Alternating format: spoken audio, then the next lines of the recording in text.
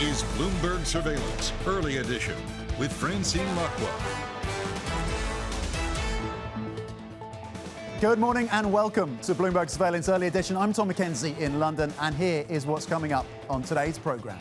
Traders expect the Fed will hike rates by a quarter point today and then signal a pause amid ongoing financial jitters and pressure from lawmakers. Wall Street shudders on renewed concern about the regional banking sector, but European stocks are firmly in the green. Plus, UniCredit boosts its full-year profit target after a record first quarter, as BNP Paribas fixed income traders defy industry gloom. Let's check in on these markets. It is, of course, Fed Day. Yes, 25 basis points is being priced in by these markets, despite the fact that you have the financial stability in question again, the crisis, the concerns around regional banks, back in focus yesterday with the sell-off, the trading halts, of course, coming through. But it's a different picture as you talk about the European banks, the strength coming through from UniCredit, one of the best performing stocks, gaining a little over 6%. Across your benchmark here in Europe, you're seeing gains of 0.5. Futures turning around in the US as well, pointed to gains of about 0.1%. That, of course, after the sell-off yesterday, down 1.2%, the S&P dragged lower by those regional banks. We'll check in, of course, pre-market on the likes of PacWest and others within that space to see how things are teeing up for the morning. 394 at the front end as we work our way through to that Fed decision. And, of course, the commentary from Jay Powell, the guidance. Do you get a hike and then a pause? How concerned are they about the banking woes? Talking of which, in the US, of course, PacWest and Western Alliance led a deep sell-off in those regional lenders yesterday, triggering multiple volatility halts. KBW Regional Banking Index, well, that plunged the most intraday since the Silicon Valley Bank crisis in March. Tom Metcalf from Bloomberg's finance team brings us the details, of course, and the analysis. The banking problems in the US rearing their heads again. Is this squaring us up and setting us up for another bleak second quarter? Yeah, I mean, certainly yesterday was not fun watching for anyone who was hoping the crisis was over. Obviously, yesterday, Jamie Dimon was saying, no, we think it's boxed off. And you had Noel Quinn at HSBC results also saying we don't see any kind of looming banking crisis. Hard to say. I mean, it's still very localized, right? It's US regional banks. But, you know, when the US sort of struggles, everyone else does in the world economy. So, yeah, not what I think most bank executives were expecting to see and certainly not what they wanted to see. And, of course, you put on top the debt crisis concerns, the recession risk concerns, those deposits, of course. The earnings picture, the deposits looked OK for some of these banks, but clearly there is broader concern across these markets. The larger lenders, though, relatively shielded now. We were speaking to a guest earlier in the last hour who said they still think that there are further shoes to drop when it comes to regional banks, the smaller lenders, that there could be further failures. How are you thinking about how the next weeks, days and weeks and quarters kind of unfold for that particular part of the US banking sector? Yeah, look, well, I think as you can see from those share prices, there's definitely banks that are now back in focus, a bit like First Republic, and it just seems like investors, you know, that situation's been resolved, and now they're looking for the next weakest link. Are we running out of white knights, though, to come to the rescue? Well, I mean, it's a great point, right? Like, who could really step up to take these on? There was a few bidders for First Republic, but I think, you know, the idea behind the First Republic rescue was this would draw a line under it. It clearly hasn't, and now I think probably the solution is something much more holistic, you know, kind of industry-wide, albeit, you know, in the US, focused on regional banks. Because as you say, you're looking at UK, European bank earnings, it's a very different picture. Yeah, well, let's get more thoughts on that. So much for concern about European banks. Maybe it's the strength of the regulatory sector, maybe it's just a case of those higher interest rates, or positioned in a slightly different way. They don't have some of the risks that some of their US counterparts do, but it's a very strong set of results for UniCredit, for BNP, for Lloyds. Yeah, absolutely. Well, and very different looking sector over in the continent in the UK, right? Far fewer banks, and so, you know, there's less sort of sense of regional kind of entities. So not really the same issues. What we saw with Lloyds, for example, BNP, HSBC, all those deposits fairly stable. So different world. I think there the question is how much more benefit are they going to get out of these interest rate rises, and the message is really it's kind of coming to an end, and that's probably what shareholders will be sort of looking askance at. OK, Tom Metcalf, thank you very much indeed. The update across European earnings and, of course, the latest when it comes to the concerns and the sell-off that we saw in terms of regional lenders yesterday. Talking of which, let's check in pre-market with a couple of the names that were in focus. You had, of course, some trading halts as well yesterday, just on the back of the sheer size and scale of those drops. PacWest Bank was in focus yesterday, falling double digits. Currently, pre-market, you're looking at a further loss of 1.5%. Western Alliance Bank Corp looking at a loss of 1.3%. This is pre-market, of course. We will continue to keep across the pricing of these regional lenders and whether, as Tom says, there's further pain ahead or if regulators and others come out and see if they can ring-fence this issue finally. Right, swap traders pricing in more than a 90% probability that the Fed will raise borrowing costs by 25 basis points later today. That would bring the key rate to the highest since 2007. Elsewhere, Dallas Fed President Robert Kaplan says, well, he would welcome a pause to those rate hikes. I would prefer to do what's called a hawkish pause, not raise, but signal that we're in a tightening stance, because I actually think the banking situation may well be more serious than we currently understand it. OK, let's bring in then Bloomberg's currency and rates strategist, Ven Ram. Ven, good morning. Investors, what are they going to be looking out for from today's statement from the Fed? They're not going to get a hawkish pause, are they? No, I don't think so, Tom. I think this is one of those meetings where we don't get a summary of economic projections or even a dot plot. So much of the signaling will come down to the statement itself. In March, the Fed had said that it anticipates some additional policy firming may be appropriate, and how it handles that statement will prove crucial to the markets.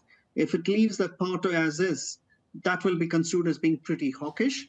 If the Fed says something like it'll be patient about future adjustments, that'll be more neutral. If it says explicitly, on the other hand, that it plans to hold the policy rate at the current level, that would be extremely dovish. But I don't see the possibility of them staying on hold with a hawkish messaging, as Kaplan says, simply because, the Fed's dot plot in March, drawn up during the height of the turmoil, showed that the top rate was 5.37.5. So I think they will get to the 5.25 top rate. OK, there's that room, isn't there, as you say, between the dot plots of March and where we sit now that would give them scope to go further and add that 25 basis points. Is there any other risk surrounding the Fed meeting today that the markets, you think, may be underpricing?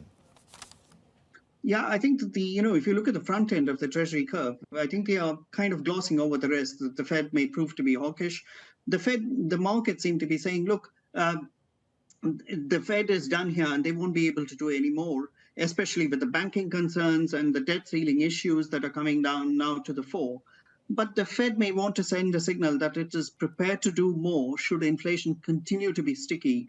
And that is something that the markets are glossing over now. They may well be right because, of the turmoil that we are seeing and the issues that you just discussed before. But, for the Fed, they don't want to be seen as blinking yet. And therefore, it behooves of them to be sending that hawkish signaling today. OK, Ven Ram, thank you. On the potential risk there, you get a hike and then you get hawkish signalling in terms of the guidance for the Fed. Currently, the dollar is not expecting that in terms of how pricing is shaping up, down 0.3%. And in your yield curve, yields coming off at the front end, down 2 basis points, 3.93. Markets, of course, expecting 25 basis points. The question is, what happens next? The guidance and the outlook. Coming up, fears about London's post-Brexit future push the FCA, that's the Financial Conduct Authority, to reform stock listing rules. We discuss the proposals with the FCA's Director of Markets, Clare. That is next. This is Bloomberg.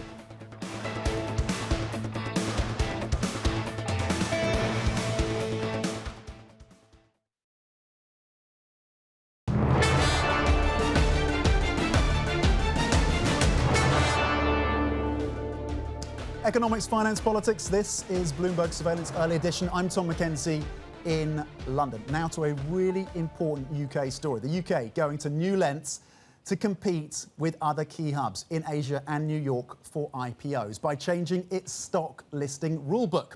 The Financial Conduct Authority is consulting on ditching premium and standard listings in favour of a single offering. Along with other changes, the regulator hopes the reforms will attract more companies as London looks to its post-Brexit future. Very pleased to say, joining us in the studio this morning to discuss is Clare, Director of Markets at the Financial Conduct Authority. Clare, good morning. Thanks for joining us. Talk us through these proposed changes and how you think they will actually materially change the prospects for London as a capital market? Of course, well, obviously it's a really exciting set of proposals which primarily aim to try and simplify and clarify the rules for listing in London. We've proposed to reduce down to a single segment. So historically, we've had a premium and standard listings, which we found issuers and investors have found quite complicated. So the proposals aim to reduce the complexity, the friction within the process, and hopefully encourage new economy, high growth companies to our markets. We've tried to do that by not only moving to a single segment, but also removing some of the eligibility requirements, which stopped some of the more high growth companies from joining London. So you no longer need to have a 3-year track record to list in London. You would not need to carry out shareholder votes if you are a highly acquisitive company. So the idea is that we're bringing more issuers to London. Those issuers hopefully will be more new economy companies, high growth companies. And for investors, that means more choice. Yeah. And there's always a payoff in this, isn't there? You want to be able to attract those companies. The payoff is that there's more risk, arguably, for investors. And the head, your boss, came out with a speech, Nicole Ratil, in March saying, look, we have to get to a point where investors are prepared for losses. Are we there in terms of the politics of this and in terms of the investor community in the UK to be at a point where we can accept the higher chances of losses, the bigger risk that is coming as a result of a clarity around these rules? Sure. Well, I mean, this is the start of a discussion, I would hope. We, as a regulator, can support changes to the ecosystem, but ultimately, the decision to list in London is much bigger than just the regulator's role. There are tax implications, there are remuneration issues, all of which we need to have a discussion about what it takes to bring companies to London. These changes recognise, we think, the rules that investors value, but bringing younger, new economy type companies brings extra risk, potentially, but we think the benefits of greater choice outweigh those risks. But absolutely, we need to have that discussion as a wider ecosystem, as the wider industry, issuers, investors. There was, of course, a lot of focus on ARM. We know there was lobbying to try and get them to list. They didn't, ultimately. Do you think these changes, these rules, would have prevented ARM from listing overseas? I think it's very difficult to talk about a single issuer, and it's far more complicated than simply the regulation. I think these rules will remove some of the challenges that issuers have found about listing in London, particularly the need for shareholder votes around significant transactions, related parties. Our rules are now proposing that we are focused more on disclosure and transparency, and as a result, investors have the information they need to make a decision, but ultimately they need to make that decision. I think the removal of some of the friction may help issuers in the future who are looking at comparing London with other regimes, and ultimately, hopefully, will make London more attractive and more competitive. Yeah, and for the context for our viewers, you will know this very well, but IPO is falling to a 14-year low. 3 tiny companies this year raising about $14 million collectively. And yes, IPOs have been off in New York as well, of course, in continental Europe and in China, but nothing to the extent that we've seen here in London. It's a bit embarrassing, isn't it, Claire? Well, I think at the moment, what we're seeing is a movement away from public, companies going public. Private money is there. They want to look at other options. I think these proposals will make us far more competitive. It will allow us to, or allow London to be seen in a new light, to see as attractive. Is there more that we can do beyond this to level the playing field with New York? I think this starts a debate, as I said, about a wider ecosystem. So it's not simply about regulation. I think these rules are a balanced proposal, which brings together some of the things that investors value, disclosure, transparency, but also recognises that some of our rules are preventing issuers listing in London, the shareholder votes, the track records. So I would hope that we become much more competitive as a result of these changes, which of course are proposals at the moment. Yeah, of course, still in the proposal stage, and you want to start that conversation. Yeah. We know as well, part of the debate and part of what's happening here, the likes of some of the FTSE 100 listed companies, like CRH, for example, like Flutter, they're flirting with the idea of listing overseas. Is there more that you can do specifically to attract and retain the companies that are already listed here? I would hope that some of the changes that we're making, particularly around shareholder vote requirements and the move to disclosure-based regime, will, I hope, make those companies pause and think about their future. I think London is an amazing market. We're a global financial centre. I hope we can keep them with these proposals. Clare Cole, really appreciate it. Thank on an you. important day, of course, for the City of London with these proposals and, of course, the hopes of many in the city that they will do much to revive the City of London. That's still, of course, that question still to be answered. Clare Cole, Director of Markets at the Financial Conduct Authority. Coming up, we're going to take a look at some of your stocks on the move, including Stellantis. A jump in sales, not enough to lift the shares in the car maker this morning. More on that next. This is Bloomberg.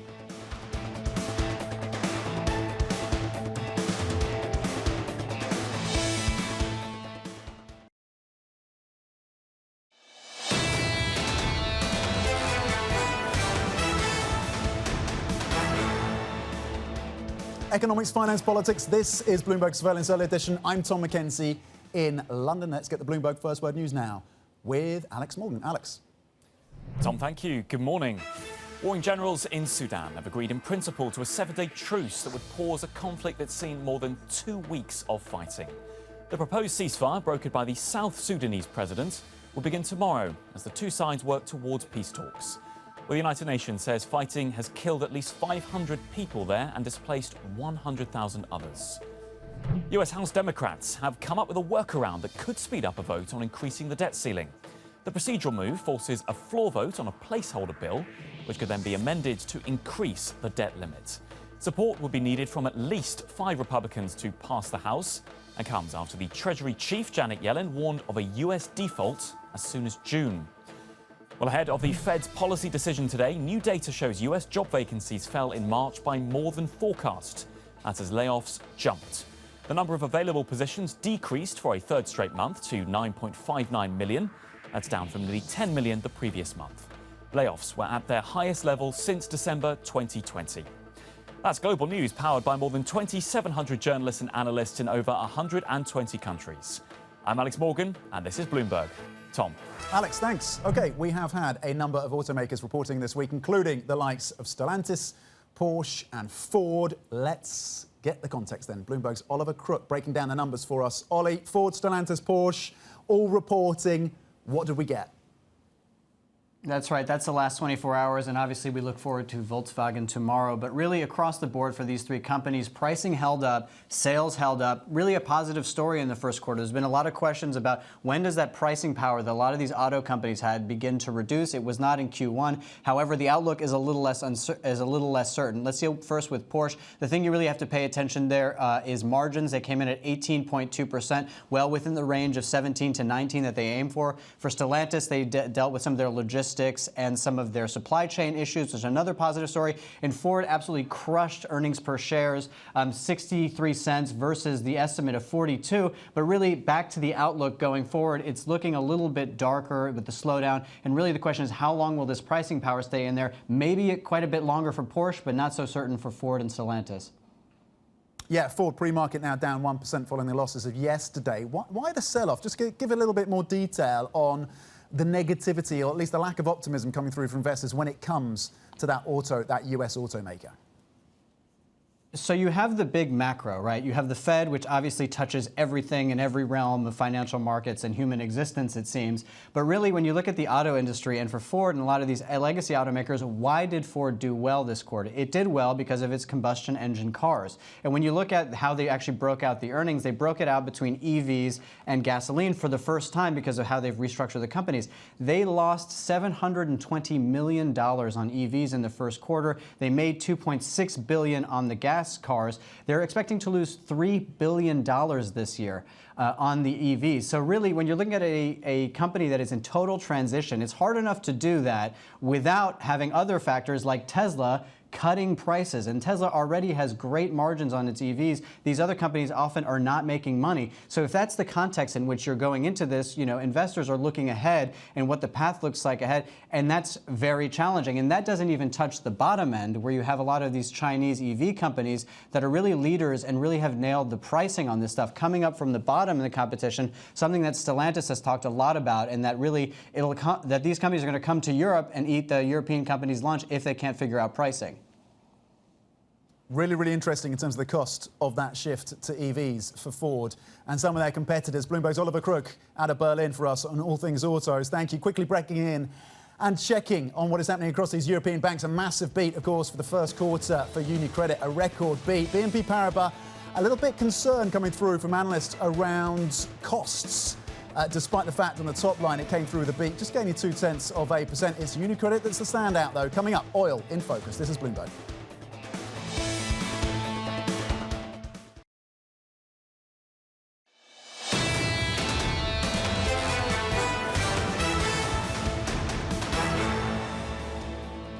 Welcome back. Traders expect the Fed will hike rates by a 0.25 point today and then signal a pause amid ongoing financial jitters and pressure from lawmakers. Wall Street shudders on renewed concern about the regional banking sector, but European stocks are firmly in the green. Plus, Brent falls below $75 a barrel. That's for the first time since March, as traders fret about the health of the global economy. Good morning and welcome to Bloomberg Surveillance Early Edition. I'm Tom McKenzie in London, talking about inflation. Brent falling below $75, as we mentioned. First time since March, really important. Will OPEC Plus have to be forced to come through with another surprise cut? Of course, oil traders are worried about the health of the global economy, the recession risks, of course. Arguably as well, a little bit of softer demand coming out of China. Let's get the latest then with Bloomberg senior energy reporter Stephen Stupczynski. Stephen, I'm looking at Brent currently falling 1.7%, $74 a barrel. WTI at 70, down 1.8%. Is this all about recession? And will OPEC Plus ride to the rescue? Good news for inflation, not so good if you're trying to fill the coffers of the Saudis. I think there are a few reasons. You look at just clearly there is this fear that there will be a recession in the U.S. This is ahead of the Fed meeting. There'll be another interest rate hike, likely according to the analysts who are looking at this closely. And all this kind of pegs to a situation where perhaps there will be a slowdown. I think a lot of traders and folks want to get out of a risky position ahead of all of that. And so that's kind of leading to this drop in oil prices and the sell down. Looking more broadly, China could also be one factor that when you were looking at the market a few months ago, China's bounce back in demand and their reopening was one of those factors that a lot of folks were expecting to really boost prices and boost that consumption. But there have been some economic data coming out of China that perhaps shows that it's more of a mixed picture, and maybe that manufacturing isn't coming back as strong.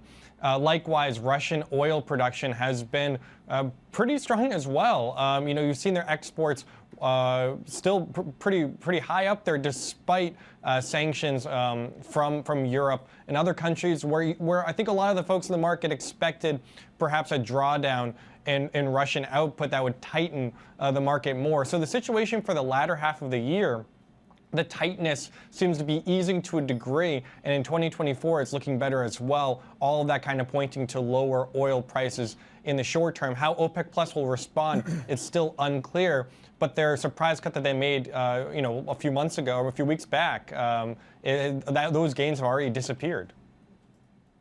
Yeah, already been wiped out, so we watch for any response from OPEC Plus. Bloomberg senior energy reporter Stephen Stupczynski, thank you for the update there. We draw the dots, of course, between what is happening in oil, the broader inflation picture, and, of course, the central banking response and how that ties into the vulnerability of regional lenders in the US, of course. And you continue to see the pressure after the sharp sell-offs for the like of PacWest and Western Alliance. Yesterday, you had some trading halts as well. Again, zeroing in investors on what is perceived to be continued vulnerability around this banking sector. That's the pre-market look of two of the regional lenders that were squarely in focus for us yesterday. Down currently 3% pre-market for Western Alliance, or close to 3%. Now, the Fed is widely expected to raise rates later. That's going to cause inflict more pain on that banking sector, despite fresh concerns over the regional bank plight. And after data overnight showed a softening jobs market. My next guest argues in his new book that inflation stems from policy error, a collective loss of faith in currencies, and what he calls sovereign greed. I'm pleased to say we are joined now by Stephen King, senior economist, of course, or senior economic advisor, I should say, at HSBC. Stephen, good morning. Here's the book, so I'm going to hold it up for the audience. We Need to Talk About Inflation by Stephen King, of course, who, by the way, was pretty prescient on the inflation dynamics that have unfolded over the last couple of years, and accolades from none other than Mervyn King, yes, of course, formerly at the BOE, but more importantly, arguably, Bloomberg's very own Stephanie Flanders, saying this is a book that you need to read. Stephen, what have central banks got wrong about inflation? You talk about the gullibility of central bankers. So I think that they were very happy to give excuses for why inflation has risen so much. So the excuses vary from, of course, the pandemic through to the impact of Putin's invasion of Ukraine and the impact of that, of course, in terms of energy prices and later on food prices. But the truth is that inflationary pressures began to emerge probably in the very end of 2020, beginning of 2021, and owe quite a lot, I think, to the amount of monetary stimulus that was imposed on economies during the course of 2020. There was this tremendous fear of a Great Depression Mark II. Of course, during the Great Depression, there were multiple bank failures, there was a huge amount of bankruptcies, there was mass unemployment, there were huge collapses in asset prices. But none of those things, frankly, happened during the course of 2020 and 2021. So you had tremendous stimulus fearing a Great Depression, but actually all we had was a series of great lockdowns, which then came to an end. So lots of money being created, lots of stimulus. When the lockdowns came to an end, people just went out and spent. And the consequence of that was that we ended up with a lot more inflation than people had expected. Moreover, the inflation that did rise, it wasn't just a case of increases, say, in semiconductor prices or second-hand car prices, which was the original story. It was much more a story of spreading through to other goods, other services, then labour markets, because, of course, wages have picked up more quickly than people had expected. And so inflation now around the world is much more embedded than the central bankers themselves expected a year or 2 years ago. What needs to change then, Stephen, in terms of that? You've studied this then, and you're going back, you're looking at kind of 2,000 years of experience, not from you, but 2,000 years of history that can inform the way that we respond to this. What needs to change within central banks in terms of their models and their frameworks to better address and assess the inflationary impacts? So I have 14 lessons in the book. I'm not going to go through all of them today, but one of the key lessons is that money itself is quite important. I mean, inflation effectively is the destruction of the value of cash. So money must play some kind of role in determining inflation. And I think, to be honest with you, a lot of central banks ignored money completely during the course of 2020 and perhaps a little bit beyond that. Also, I think that in the years before the pandemic, there was this tremendous fear of deflation. And so virtually all the policies that were put in place were to avoid deflation. But those policies were not terribly well set up to deal with inflation if it were to subsequently appear. So effectively, the central banks believed in their own propaganda. They really thought that inflation was defeated and would never come back. When it did come back, it caught them by surprise, and they were poorly prepared for its return. So what's your assessment of the reaction function from the central banks now as we look ahead potentially to another 25 basis points from the Fed? Is it the right move? And how do you expect that guidance to shape the inflationary picture in the months and quarters ahead?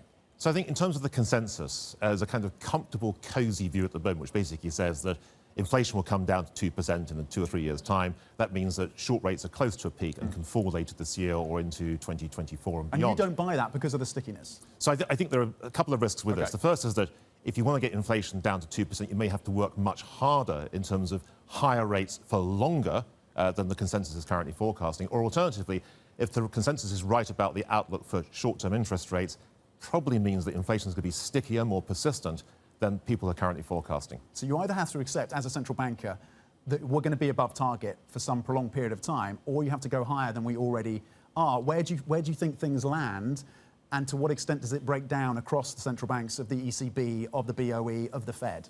So I think at the moment, the Federal Reserve, if you can sort of think about who's ahead of the game and who's behind the game, the Federal Reserve is probably a bit ahead of the game compared with the other central banks. It spotted the inflation early, it's raised rates quite a long way. Headline inflation has come down quite a long way already, so that's quite encouraging. Elsewhere, I think there's still quite a lot of heavy lifting to do. So if you look at the ECB, Christine Lagarde and others have been talking about the fact that inflation is in danger of becoming embedded. And of course, in the UK, we've now had 7 consecutive months of double-digit inflation, which is much higher than most people expected. And the important thing in the UK is that although we will have some very good news coming through in terms of energy prices dropping out and helping the headline inflation numbers come down, in the UK, inflation in other ways is much more embedded. You know, wage pressures are building. We've had a lot of big increases in food prices, service sector prices going up. So it's not just a case of energy prices coming down, it's all good news. There's a whole bunch of other stuff going on currently, which is not quite so encouraging. Recent history, we can tie in the China effect in terms of reducing inflationary costs. You had a cheap labour force producing exports, of course, that we all lapped up for a number of decades. That is starting to change, the breakdown in terms of trading relations, and yet China is coming back post-COVID with some demand impulse as well. How do you see that component in global inflation shaping up? So this is a tricky issue because obviously there are demand and supply factors associated with China. But what I would say, I think, is that China helped in terms of what was called the Great Moderation. During the decades before the pandemic, we had this tremendous disinflationary impetus coming through from, I don't know, cheap electronics, cheap T-shirts, whatever it was that was coming out of China. That, I think, is in danger of stalling, partly because we've moved towards a much more regional arrangement in terms of trade blocks. Countries, regions are rebuilding borders and barriers. We're not quite so in love with globalization as was true 10, 20 years ago. And so now what was effectively a disinflationary tailwind has now become a sort of inflationary headwind. That's not so good news. OK, really, really fascinating. Stephen King, thank you very much indeed. The author, of course, of We Need to Talk About Inflation, given the accolade by Bloomberg's very own Stephanie Fernandez. Read this book, is her suggestion. Stephen King, of course, Senior Economic Advisor at HSBC, on the day, of course, when the Fed is expected to hike by another 25 basis points. Talking of inflation, let's touch back in on the oil story then. The redhead then across the terminal, WTI oil futures falling below $70 a barrel for the first time since March. Just in the last couple of minutes since we've been speaking to Stephen King, oil prices have fallen another full percentage point. So you're down 2.2% on Brent, $73 a barrel, $69 a barrel now on WTI, down 2.4%. We keep across this energy story for you. Good news, of course, for inflation.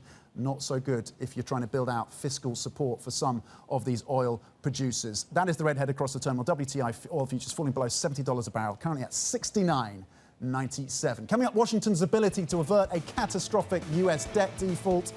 Well, it could come down to as few as just 7 days in May. Can they, or will they do it? We're going to discuss next. This is Bloomberg.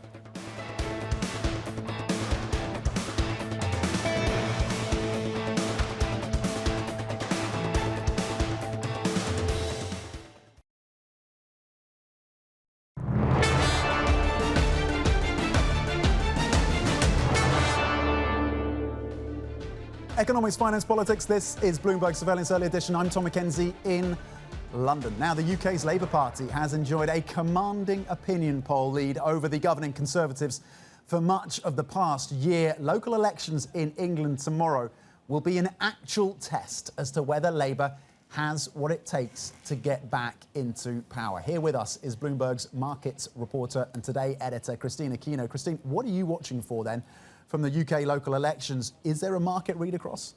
Well, Tom, I mean, it's exactly right. As you say, this will be a test of whether Labour can really leverage their lead in opinion polls into actual, tangible election gains. And 5 districts in particular that our Bloomberg politics team are looking out for. These are a combination of former red wall states that perhaps Labour can look to overturn in this current vote, and some of the blue wall states as well that they're kind of looking to increase their lead in. But overall, I think, when it comes to the market read across, obviously people are going to be watching out for this as kind of a potential signal of a shift in the power structure in UK government. We've had the Conservatives on for so long now, and so a potential shift to Labour would definitely have implications, particularly when it comes to the fiscal side of things and perhaps their approach to things like public spending as well. And so a lot to watch out for, probably not imminently for markets, and that's why not a lot of reaction, but definitely something in the long run. But a steer and a tell, arguably, as to the prospects of Labour. Keir Starmer, of course, has been doing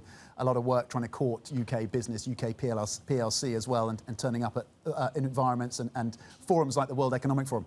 Meanwhile, talking of UK corporations, Lloyds coming through with earnings. What does it tell us about the health of the UK banking system? Well, Tom, I mean, that's a healthy profit beat, and this has been the trend for this season's bank earnings, particularly from the UK. We've seen banks just repeatedly beating those estimates and really getting a read from their executives about how the UK banking sector is particularly shielded from the turmoil that we've seen in March. You know, we've not really seen that much of a deposit outflow from these banks in particular. But I think what really is the focus for investors is all those metrics with regard to net interest. Lloyd's missing that a little bit in terms of net interest income today, so there's a little bit of disappointment there. And really, investors are kind of weighing how much more can they leverage the higher interest rate environment without getting backlash from their customers in terms of passing those on in terms of higher savings, like deposit accounts and whatnot. So that's the upside, of course, from higher interest rates. The downside is higher mortgage rates and arguably a softer, well, in fact, the data shows this, the softer housing market here in the UK. What are sales around houses showing us about the resiliency or not, or how much further downside there could be for UK housing market?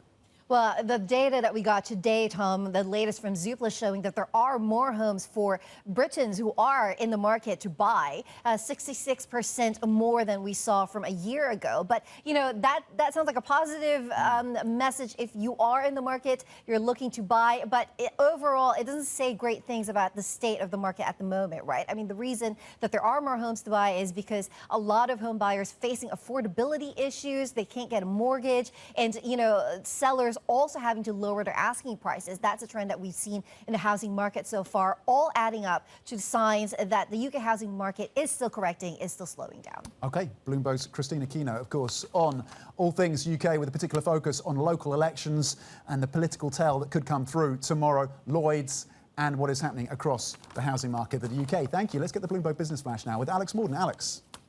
Thank you, Tom. Good morning. Dyson is to open a new plant in Singapore to manufacture next-generation batteries for new products as it ramps up its software, AI and product development plans.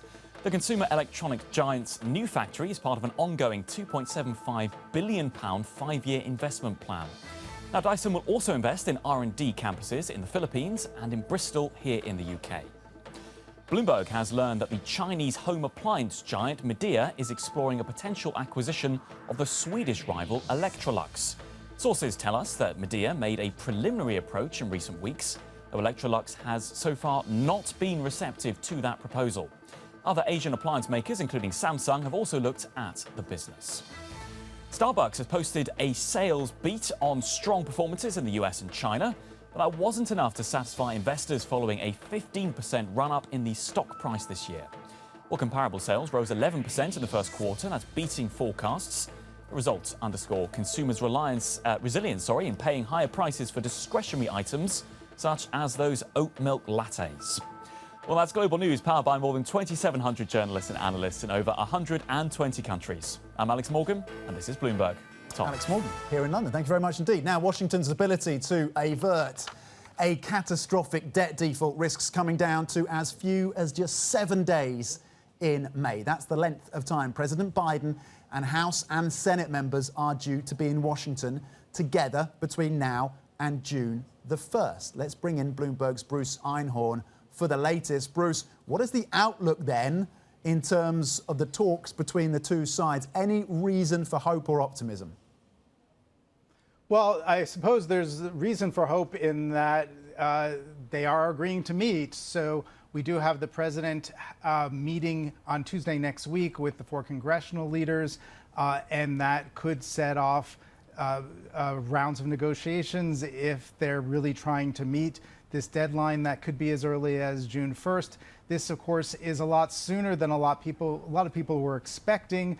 There was an expectation that the U.S. would really hit this X date sometime over the summer or maybe even into the fall. However, Janet Yellen announced just the other day that it's happening potentially as early as June 1st. The Congressional Budget Office reiterated that projection as well. So this is where we are. Both sides at the moment are still in their no stage. So the Democrats say no negotiations. We want a clean lifting of the debt ceiling. Republicans say no clean lifting of the debt ceiling.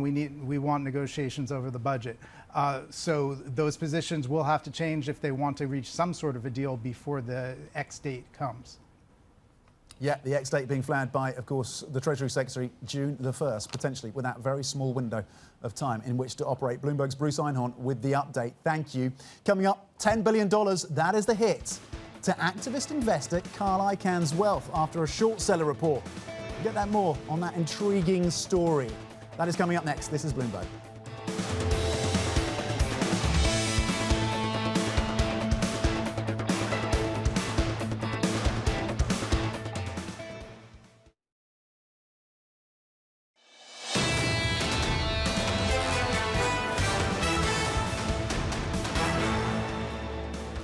Economics, finance, politics. This is Bloomberg Surveillance Early Edition. I'm Tom Mackenzie in London. Let's check in then. This remains one of the top stories of the day. The plight of those US regional banks after the double-digit falls of yesterday.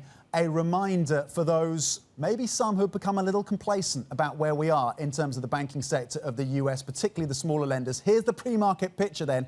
PacWest down a further 7%. Western Alliance taking a knock of almost 8%. Again, this is pre-market, but building on the losses of yesterday. This as the former Federal Reserve Bank president of Dallas, Robert Kaplan, telling Bloomberg that he thinks the banking situation, I'm quoting, "I actually think the banking situation may well be more serious than we currently understand." That from the former Federal Reserve Bank of Dallas president Robert Kaplan. By the way, for the context, PacWest is down almost now 80% year to date. To another intriguing story out of the States, former activist or famed activist investor Carl Icahn's wealth plunging by $10 billion. That's after short seller Hindenburg Research targeted his investment company. The US short seller accused the firm of, quote, using a Ponzi-like economic structure. Icahn's rejected the claims, saying the report was solely to generate profits on Hindenburg's short position. For the details, let's bring in Michael Moore, our managing editor for finance. Michael, what do we know about this?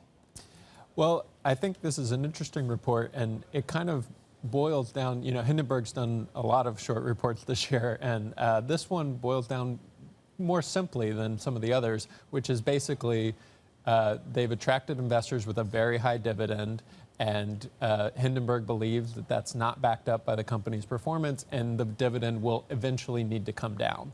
And you saw with the 20% drop in the stock yesterday, at least some investors reading that report agreed with it. And as you say, they've been very busy, Hindenburg, haven't they? Yeah. With the Adani Group, with Block, of course, and now with Icahn, Carl Icahn. Bill Ackman, I was going to say, coming out and on Twitter and making some comments and remarks around this. To be clear, Icahn and the team have come out and said, look, we've been transparent in terms of our reporting. Right. What do you think the broader implications of this are? Are we expecting more pushback from Carl Icahn and the team? Well, I think, you know, it will be interesting to see how they act, you know, in the actions they take in reaction to this, because, you know, part of the thesis is that Icahn has taken a lot of these dividends in shares, in units, and that's allowed the dividend to continue. But can that keep going, especially since he has pledged some of his stake on a margin loan? And so I think that'll be interesting, whether there's any more disclosures that come out from Icahn Enterprises around that margin loan. Okay, watching those disclosures. Really excellent context. Thank you, Michael Moore, of course, for the latest when it comes to that short seller report. The futures in the US pointing to modest gains of 0.1%. Here in Europe, gains of 0.4%. This is Bloomberg.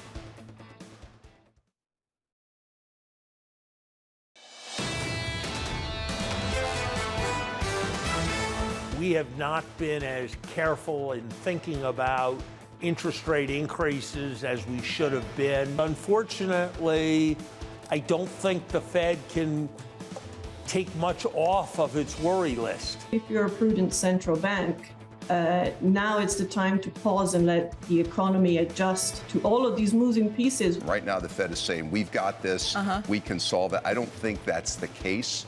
I think you need fiscal restraint. I think you probably need to look at other policies that are outside the Fed. And so I would pause here. This is Bloomberg Surveillance Early Edition with Anna Edwards and Matt Miller. It's 10 a.m. in London, 5 a.m. in New York, and 5 p.m. in Hong Kong. Our top stories today.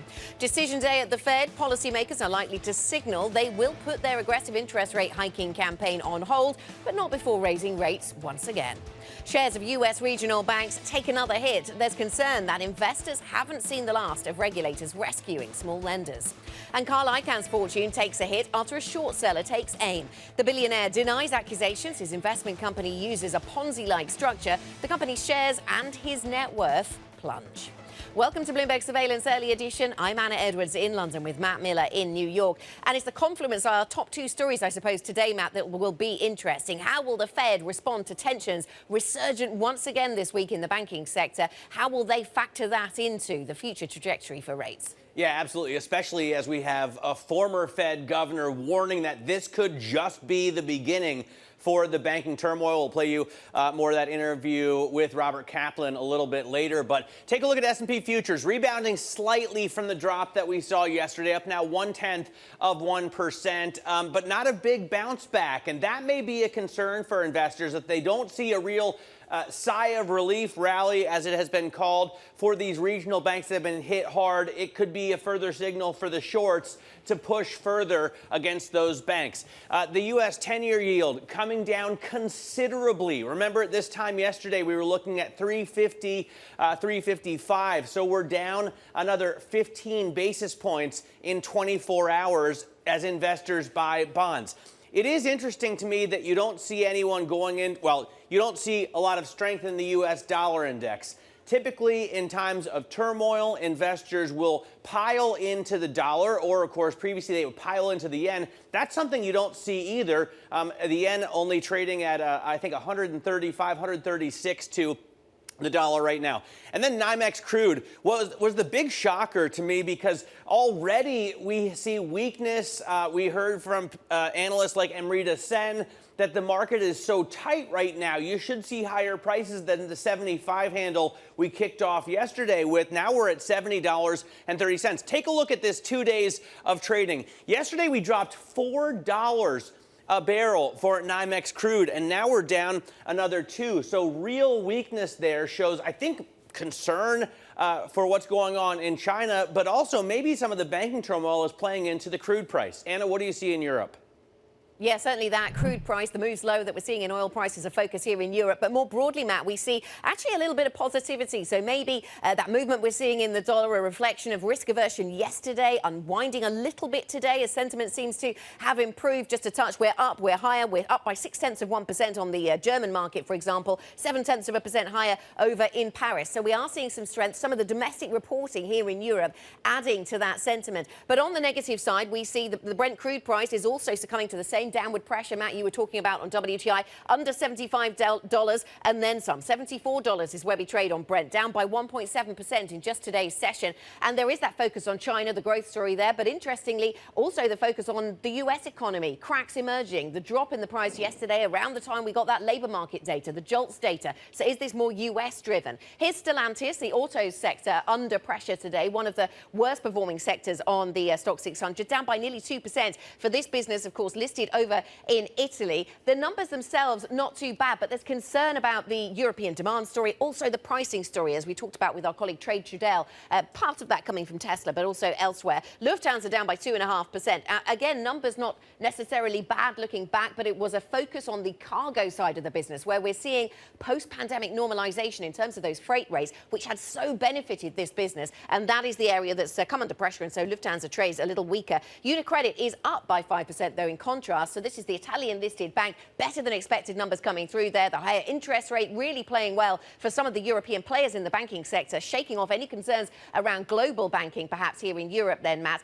They're also guiding higher in terms of profits and the returns of cash to shareholders. It's so interesting to me that we see this weakness in the auto industry with all of the companies out with earnings, beating expectations on sales and profit. Ford, Porsche, Stellantis, all doing better than expected. And at least Porsche and Stellantis are down in the cash trade. Ford at least trading a little bit higher right now in the pre-market. Let's get, though, to the main story of the day. It is Fed Day, and it looks like the Fed is ready to signal a pause to its aggressive interest rate hiking campaign, but not before raising rates again, another 25 basis points. That is at least what's expected. This amid persistent turmoil in the banking sector, with former Dallas Fed President Robert Kaplan warning the crisis is far from over.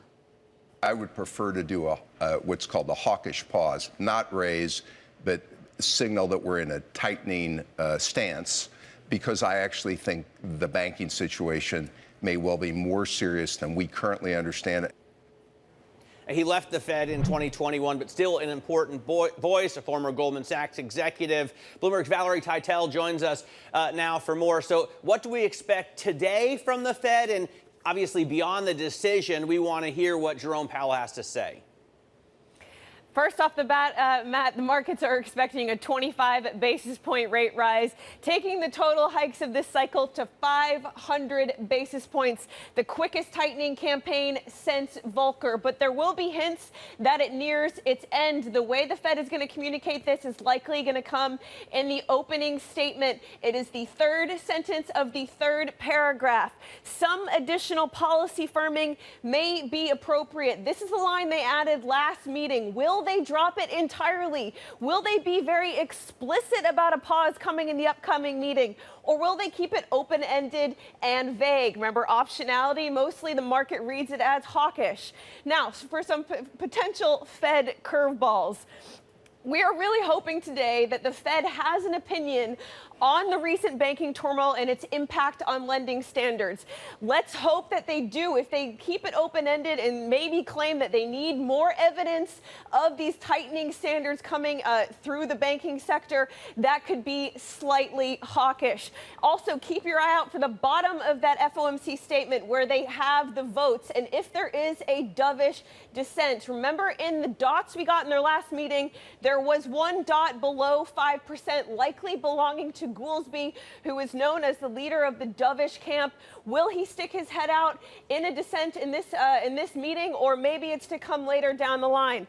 And lastly, will Powell say anything about potential reserve constraint concerns? He was asked this question directly in the last press conference, and he answered in very ambivalent tone, saying he doesn't believe the U.S. banking system is reserve constrained and that QT is going along as promised. If he changes this slightly, the market may think that a near end to QT may be in the cards. Okay, Valerie, third sentence of the third paragraph. I have written that down. That will be where I will focus. Now, is the regional bank turmoil, is that going to give the Fed reason to pause on its previous plans or second thoughts about the plans it had in place? How do we factor these things together? Look, Anna, I think a lot of that might come in the fact that there might be a dissent, and that dissent could get more loud based on the last 2 days of these banking stocks trading. The regional bank rout was incredible yesterday. PacWest intercession was down some 37%. It's dropping again in the pre-market today. The Fed will get asked this. Powell will have to answer in terms of what he thought of yesterday's market jitters. I think it's more likely to show up in a dissent in the statement if Goolsbee comes out and claims that the Fed should pause instead of hiking. All right, Valerie, thanks very much. Valerie Teitel giving us the latest on what to expect from the Federal Reserve. Of course, we're going to see that decision later today, and we have special programming, The Fed Decides, with Lisa, John, and Tom starting at 1:30. Now, let's get back to the banks. Bloomberg's Tom Metcalf joins us on why we see this renewed anxiety over financial stability. We saw, again, huge drops in regional banks and the KRE regional bank ETF yesterday. Tom, what's going on here? Yeah, look, on Tuesday morning, sort of felt that this crisis had been a line drawn under it, thanks to First Republic, and instead, boom, those fears are right back in there. And, you know, I think it is the market looking around, and, you know, now First Republic is kind of off the table. They're looking for signs of weakness at anyone else. So PacWest, Western Alliance, really under pressure. And it just goes to show, you know, those words from Jamie Dimon that, you know, the crisis is over.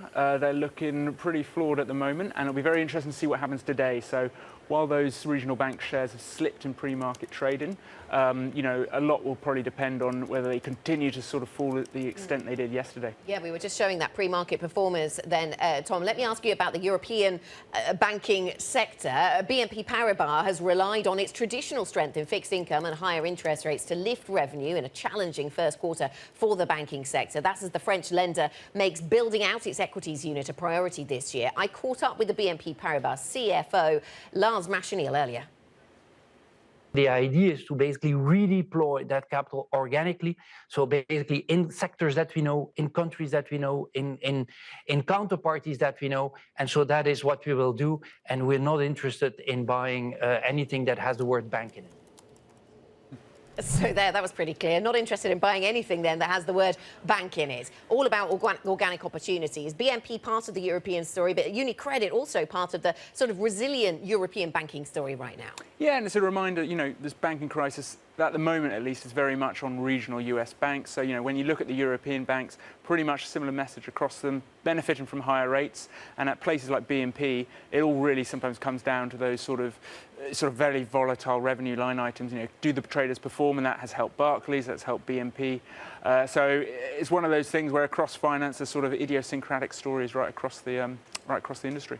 All right, Tom, thanks very much for joining us. Bloomberg's Tom Metcalf talking to us about the banks. Now, let's get to the Hindenburg story. Billionaire Carl Icahn says he's standing by his investment firm's public disclosures after an attack by the short seller Hindenburg Research. That triggered a record 20% plunge in shares and a $10 billion dent to his personal wealth. Part of that is because we have to reevaluate how much he's worth now that we learn what he's using to back a margin loan. Joining us to discuss more is Bloomberg's Michael Moore. So let's first talk about Michael Hindenburg. What's their main contention here? Yeah, this really boils down to a kind of a simple thesis, which is that Icahn Enterprises' performance is not enough to back up the dividend it's been paying. So the dividend at some point will have to come down. So that's Hindenburg's contention. And based on the share reaction, you have some investors that agree with that. Right, indeed. And the Icahn business, of course, fighting back, saying that they deny what Hindenburg has alleged here. How does this compare with Hindenburg's other recent reports? Because the business has been fairly busy. Yeah, they've had a number of reports on Adani and others. And, this one is a little more straightforward. It's a case of that they think Icahn Enterprises is overvalued, and part of that is because of this very high dividend that's been paying, in part subsidized by the fact that Carl Icahn has been taking his dividend payments in shares and not in cash, which has allowed the company to preserve some cash. But the Hindenburg thesis is that can't go on forever. So either the underlying performance needs to improve, and the signals are that the Icahn Enterprises has had a tough start to 2023, or that dividend will have to come down, and a lot of the retail investors that have piled into this stock won't like that. All right, Michael, thanks very much. Bloomberg's Michael Moore talking to us about the Icahn Hindenburg story. I'm sure we'll be hearing more about that over the next few days. Let's get a look at some of the stocks we're watching in the pre-market this morning here in the U.S. First off, Advanced Micro Devices falling 5.7% in the pre-market after a tepid forecast. It's struggling to bounce back from a PC slowdown, and maybe that'll come later this year. Nonetheless, they're still in the midst of it. It isn't over yet, and I think that's the message investors took yesterday from the earnings report. Now, Starbucks is also sliding, even though it beat estimates with sales and profits. It had reaffirmed its guidance, but that disappointed investors. It had a banner quarter through April 2nd with sales, same-store sales up 11%, doing well in the U.S. and China. But the outlook is the concern, and it wasn't, I guess, rosy enough. As a result, the shares are down 5% in the pre-market. And then Super Micro Computer, fourth quarter sales, those forecasts also out beating estimates. So they actually lifted forecasts at SMCI, and as a result, the shares are up 8.5% in the pre-market. Anna? Coming up on the programme then, Matt, we'll talk to Deirdre Cooper, portfolio manager at 91. How does turmoil in the banking sector affect her positioning for the year ahead? And if you're picking stocks, on what basis? We'll also get a preview of the Fed and a broader take on the global economy, something certainly speaking oil prices today. Klaus Baader, global chief economist at Societe Generale, joins us. This is Bloomberg.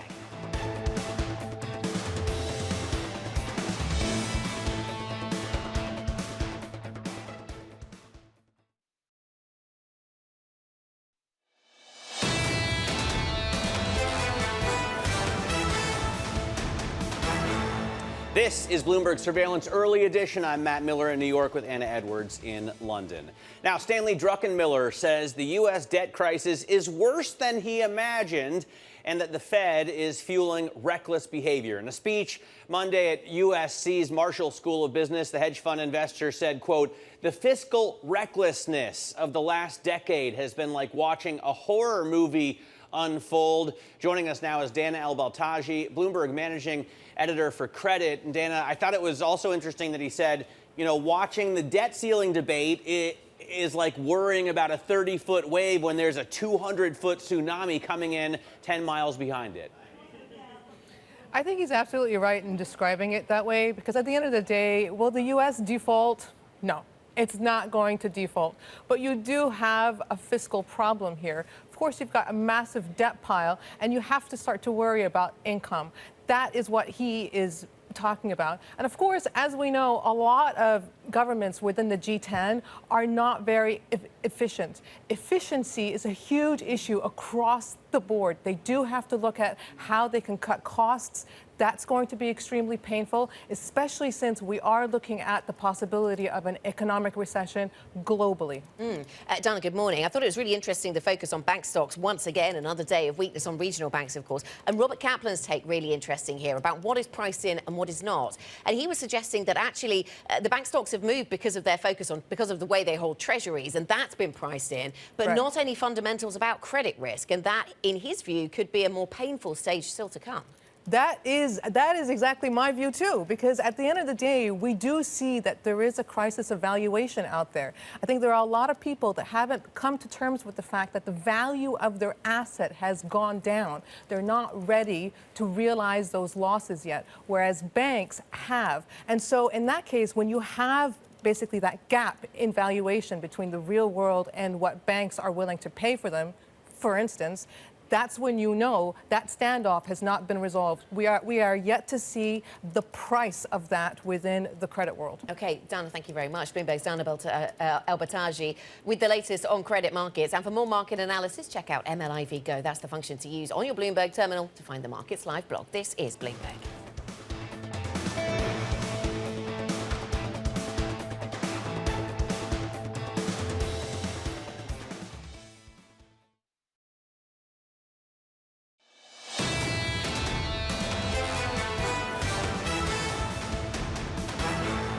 This is Bloomberg Surveillance Early Edition. I'm Matt Miller in New York with Anna Edwards in London. Now keeping you up to date with news from around the world, here's the first word. In Texas, law enforcement has arrested the man suspected of shooting 5 people in a neighborhood dispute. Authorities say Francisco Oropeza was found hiding in a closet underneath some laundry, according to officials. Neighbors complained to Oropeza and to police Friday night that he was firing a gun in his yard. The FBI says Oropeza then entered their house and killed 5 people. In San Francisco, an autopsy shows that Silicon Valley executive Bob Lee had cocaine, ketamine, and alcohol in his body when he died from a stabbing. The owner of a small IT firm has been charged. His lawyer says the autopsy will absolutely factor into her defense. Morgan Stanley is in talks with U.S. authorities to settle an investigation into its block trading practices. The bank disclosed the probe last year. It faces potential civil liability from allegations that it caused stock prices to drop before completing a block trade. And the UK plans to loosen IPO rules to make London more attractive as a financial center. That comes after a dramatic drop in the number of new listings in the city The Financial Conduct Authority wants to replace its premium and standard listing categories with a single offering in a bid to attract more companies. The FCA's Director of Markets, Clare, spoke earlier on Bloomberg. The decision to list in London is much bigger than just the regulator's role. There are tax implications, there are remuneration issues, all of which we need to have a discussion about what it takes to bring companies to London. These changes recognise, we think, the rules that investors value, but bringing younger, new economy type companies brings extra risk, potentially, but we think the benefits of greater choice outweigh those risks.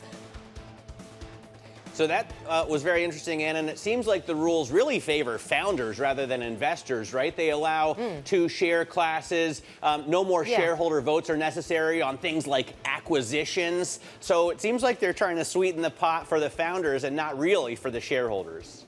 Yeah, well, certainly shifting a little in that direction and maybe bringing things in line with what we see in other jurisdictions in the sense of allowing those two classes, which, as you say, entrepreneurs do tend to like. But this is really a fight back and follows a number of companies either moving their listings or threatening to do so. So we'll continue to monitor that story. Coming up, we'll get back to our markets conversation. This is Bloomberg.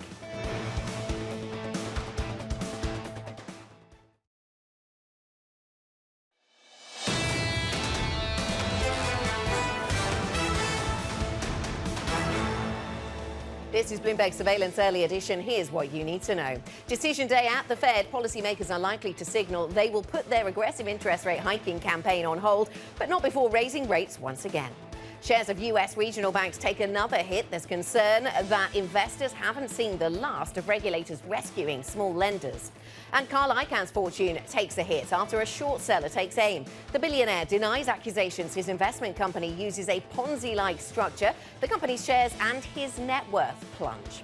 I'm Anna Edwards in London with Matt Miller in New York. And it's interesting, Matt, to see that US futures point a little bit higher, even if only marginally, as we're seeing pre-market trading in some of those US regional banks once again looking unsettled, markets unnerved by concerns around the regional banking sector. If broader US stocks can go higher in that context, though, maybe we turn a page? Yeah, well, the one thing I think is certain is that you don't see the 25% drops in those banks, right? So if they only fall 2, 3, 4% in the pre-market, maybe that's a little bit of a relief rally in itself. Let's take a look at what's going on here. First off, on the index futures, up about 0.1%. So it's also not a huge gain after the big drop that we saw yesterday in the cash trade. And we see investors piling into treasuries, pushing the yield down right now, just another 2.5 basis points. But yesterday at this time, we were looking at 355.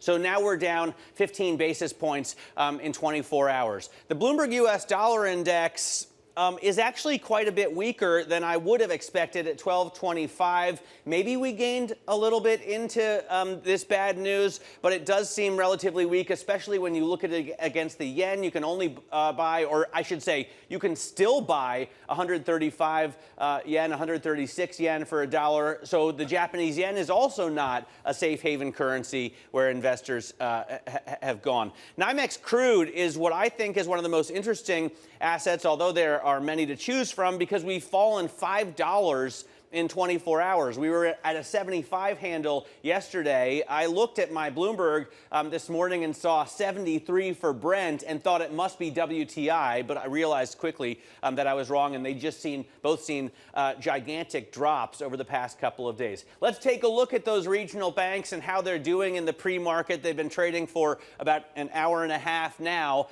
This is the KRE Spider Regional Bank ETF. Highly recommend looking at this as a guide. And by the way, you can run a move function on this ETF on your Bloomberg. That's a little bit nerdy to be excited about, but I thought you could only run a move function on indexes. So this is a quite cool thing to do. PacWest is down actually 10%. That's a considerable drop. I've been watching it this morning by typing GIPA after PACW equity, GIPA, to follow the intraday moves. 9%, 10% is getting close to the kind of significance we saw yesterday. Western Alliance also down 6%. And MCB, Metropolitan Bank, is one that you haven't heard a lot about, but it's been dropping with these others in the same size. Right now, down about 5%. In the pre-market. There are a ton of other movers, a lot of them which beat sales and expectations in earnings but gave weaker forecasts are getting punished for that. Advanced Micro Devices is one of those, down 5.7% in the pre-market. Starbucks also beat and showed great same-store sales, up 11% in the quarter through April 2nd, doing well in the U.S., doing well in China, but a tepid outlook is what concerns investors, and the shares are down 5% in the pre-market. On the other hand, SMCI, Super Microcomputer, had a great outlook, lifting its sales forecast, and as a result, the shares are up 8.4%. Anna?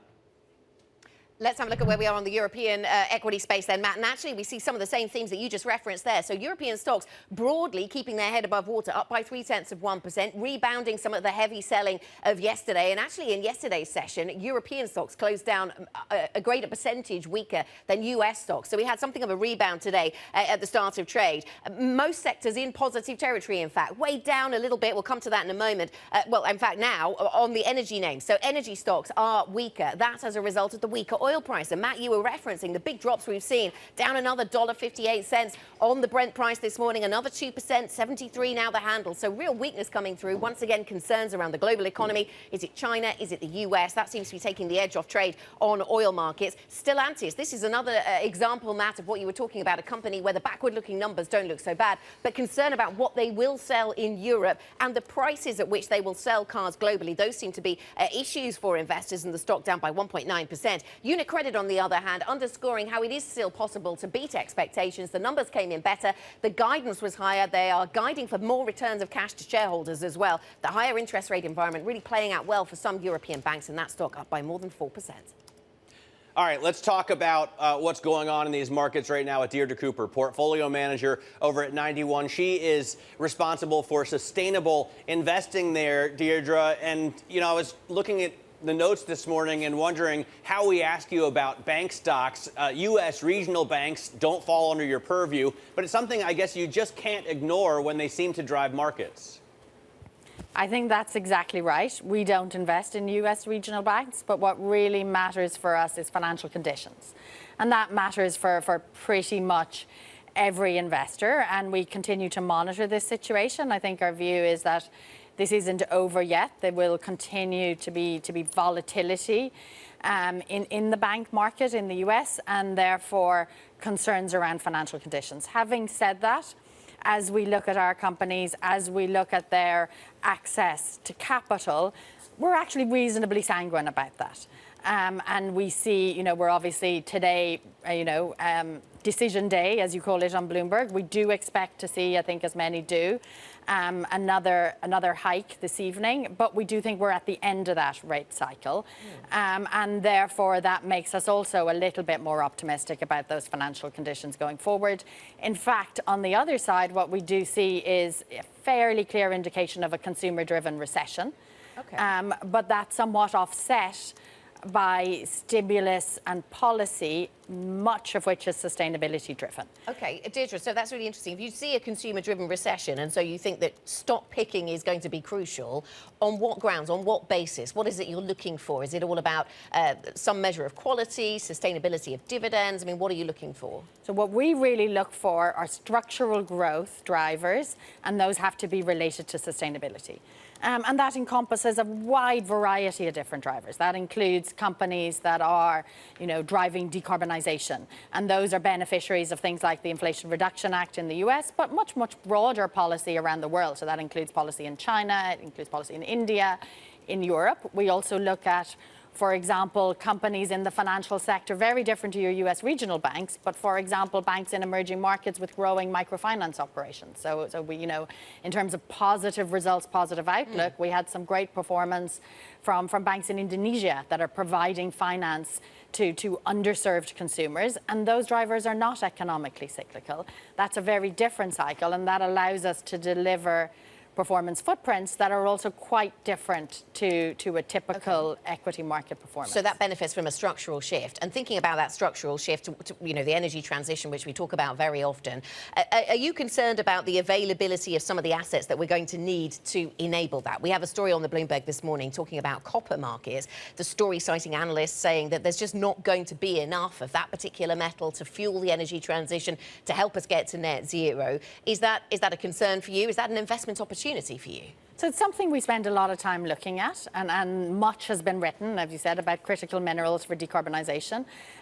The one where decarbonisation is the biggest driver is probably lithium. So if you look at the transition as a percentage of copper demand, you're still in the low single digits. So let's not forget that the biggest driver of copper demand is the global economy, and in particular China infrastructure. So we're not worried in the near term about copper availability. If we look forward 15 years, will we need more copper? Yes, that's absolutely the case. But remember, that's also offset by massive technological progress. So next generation semiconductors reduce the amount of copper in electric cars, for example. Matt, jump in. Well, I just want to know what you make of, from a 35,000-foot view, the switch to EVs. We had Fatih Birol on from the IEA last week, and he told us that EV sales are going to be a fifth of all new cars. And, of course, they have no tailpipe emissions, which is great. But, every time I charge an EV at my house, it's being but what you forget powered by coal-fired in that power analysis, plants. Yeah? You're going to tell me about the emissions at the coal-fired power plants. Remember that energy in, energy out in a combustion engine is appalling. They're about 20% efficient. That's why when you open the hood, you see lots of heat and lots of light. Open the hood of your electric car or my electric car, you see absolutely nothing. Energy in, energy out is 90%.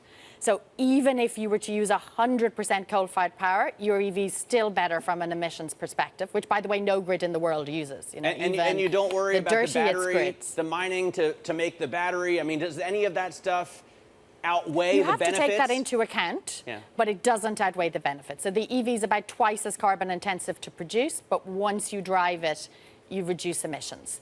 And if anything, I would think Dr. Birol's a touch conservative. Remember, currently in China, we're tracking at more than a third of all new cars sold every year are electric. If you went to the Shanghai Auto Show, you literally had to go down the back to try and find a combustion engine.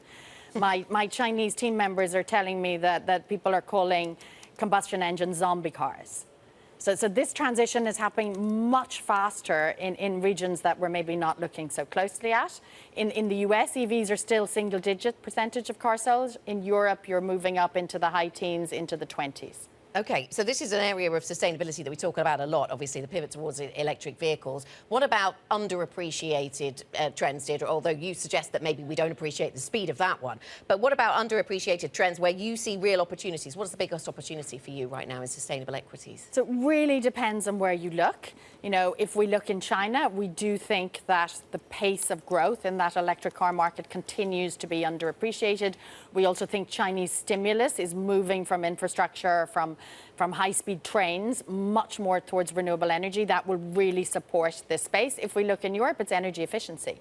I mean, I think we've all been really surprised by the pace of gas demand destruction in Europe, and a lot of that is driven by energy efficiency. And that's interesting because that's permanent demand destruction. And that will continue.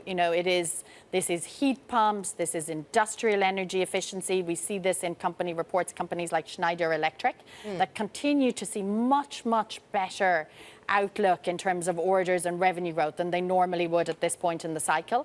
And of course, in the US, it is Inflation Reduction Act driven. OK, yes, and that's an area that has certainly attracted some M&A attention. Deirdre, thank you very much for joining us. Really good to speak to you. Deirdre Cooper of 91. Coming up on the programme, we'll get back to Eco Watch, to Fed Watch. Klaus Baader joins us, Global Chief Economist at Societe Generale. Will get us set up for the Fed meeting and Fed decision later. This is Bloomberg.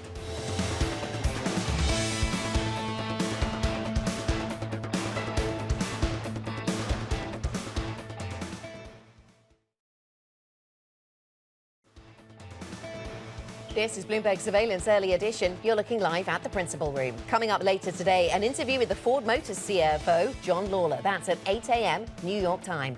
This is Bloomberg.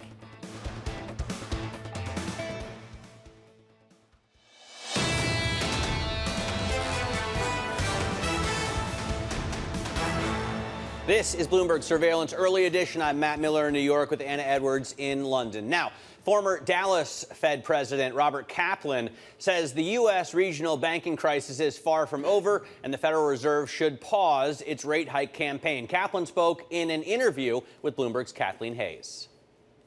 I think we're in the early stages, not the late stages of this banking situation.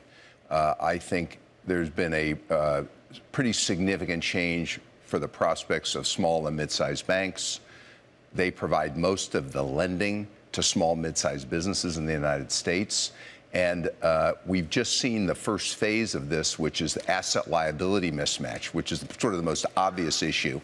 But the credit issues are about to start. And I think that's why you're seeing the reaction in the markets. The other issue for me is, from a risk management point of view, if I were sitting in the seat, I think it's more important to be able to sustain the current rate for an extended period of time, longer than the market thinks, than get another 25 or 50 basis points and risk having to cut again. I think that would be very troubling. And I'd say one more comment. If I were at the Fed, I'd call out that we need a whole of government approach to fight inflation. Right now, the Fed is saying, we've got this, we can solve it. I don't think that's the case. I think you need fiscal restraint. I think you probably need to look at other policies that are outside the Fed. And so I would pause here. That was former Dallas Fed President Robert Kaplan. Joining us now is Klaus Baader, Global Chief Economist at Soc Gen. Klaus, what do you think of, the banking concern? Is it a threat that the Fed will consider at this meeting? Yes, I don't think that they can just ignore it, because, of course, it does influence financial conditions at large, and the Fed doesn't entirely control financial conditions, and so it's definitely an additional headwind for the Fed. I think but I think we've got to differentiate. We have one set of tools, I believe, of monetary policy, which is there for price stability, and that's primarily interest rates and, to a certain extent, quantitative policies. And then on the other hand, we've got policies to ensure financial stability. And that's more regulation, macroprudential measures, et cetera. We do, of course, when there's trouble in the banking sector, central banks tend to have to put in some liquidity. But I think that there are different tools. And we still got a really major inflation problem. But the concern, Klaus, is that the financial stability has been upended by the other tool, right? I mean, it's precisely the 500 basis points in rate hikes that has caused the bank runs that we've seen so far. I'm not convinced about that. Because interest rates have gone up. If the Federal Reserve and other central banks hadn't done anything, I think we'd see much higher longer-term interest rates. The fact is that long-term interest rates have increased because we've had an economic recovery from the COVID recession that was much, much stronger than anybody expected, and we've had an absolute surge of inflation. If the Fed didn't do anything about this, I think we'd see much higher interest rates, not lower interest rates, and more stress in the banking sector.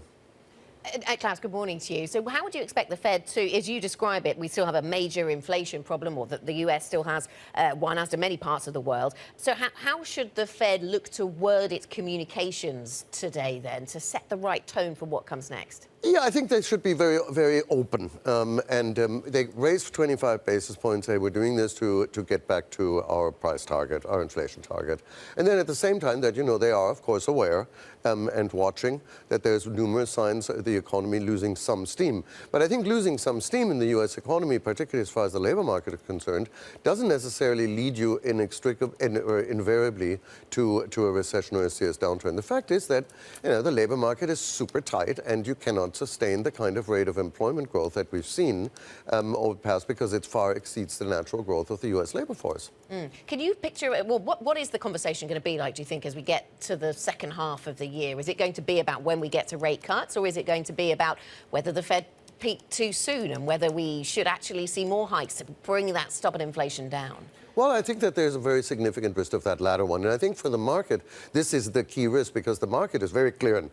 Rates up, then a little bit of a pause, and then we go down again. And I'm not sure that that's necessarily going to happen. I'm quite worried, just because the way the market is positioned, I'm quite worried that actually central banks pause, look to see how inflation develops, and then realize that actually core inflation pressures are very, very stubborn. And then we might get another leg up in interest rates. And that's really going to, well, as I like to say, there won't be a dry eye in the house in the bond market, that's for sure. Well, Klaus, this is one of the things that really puzzles me about not only investors but economists, that some of the economists that I've been talking to expecting a rate cut this year. I mean, Jerome Powell has gone to every length he can to try and communicate to markets that that ain't going to happen. And we even heard from Robert Kaplan yesterday. He said he thinks it's important to sustain the current rate for an extended period of time. I mean, they've been trying to bring about financial conditions tightening. Now that that's happening, they're not going to turn tail and run, are they? That's quite right. And you know, the question, of course, monetary and financial conditions have tightened. There's no doubt about that. But the question is, are they tight? And I've looked at any number of indicators. You know, if you look at long-term interest rates, real interest rates, 5-year, 10-year real bond yields, you find that they're 1.25%. That's not tight. I think it's the Chicago Fed has a National Financial Conditions Index. On the surface, that actually indicates that we're still slightly loose rather than tight. Now, I think there's some issues with that. If you recalibrate it on more recent history, you find that monetary conditions are, you know, just into slightly tight territory. But I don't think that you can really say that conditions are that tight. But I think the people who argue that there are going to be interest rate cuts soon, they're the ones who've been predicting a recession for a long time. You know, I think that, well, you could really write a book called, you know, Chronicle of a Recession Foretold.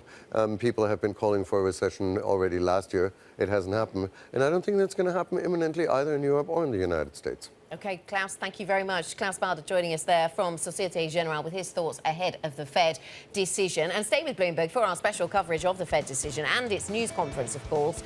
We will be speaking during that coverage with KPMG's chief economist Diane Swank, former New York Fed President Bill Dudley, and many more. Coverage starts at 1:30 p.m. New York time. This is Bloomberg.